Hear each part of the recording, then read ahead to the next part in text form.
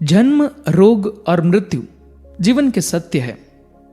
राजकुमार सिद्धार्थ ने उन सत्यों का जब साक्षात्कार किया और उसके मर्म को समझा तो उसी दिन गृहस्थ जीवन का परित्याग कर वे सन्यास मार्ग को उन्मुख हो गए।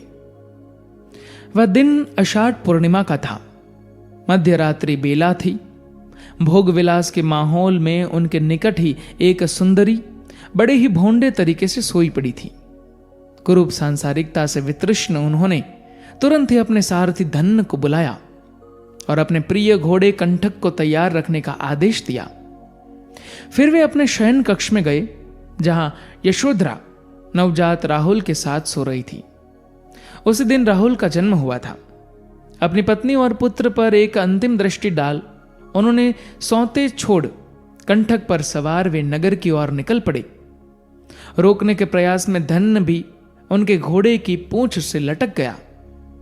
कहा जाता है कि देवों ने कंठक के पैरों के टाप और हिनहिनाहट के शोर को दबा दिया और उनके निष्क्रमण के लिए नगर द्वार खोल दिए थे।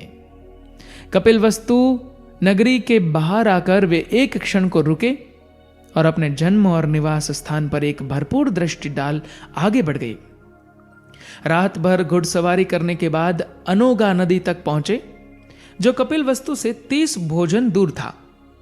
कंठक ने 8 उसम चौड़ी नदी को एक ही छलांग में पार कर लिया। नदी की दूसरी तरफ उन्होंने अपने तमाम आभूषण उतार धन्य को दिए।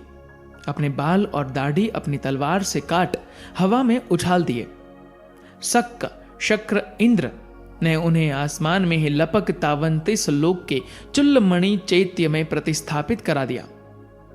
ब्रह्म घटिकार ने तब स्वर्ग से उत्तर गौतम को कासाय चिवर तथा एक सन्यासी योग्य 7 अन्य आवश्यक वस्तुएं प्रदान किए।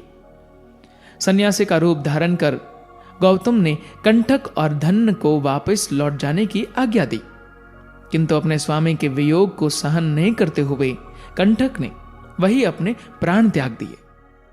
धन्यवाद।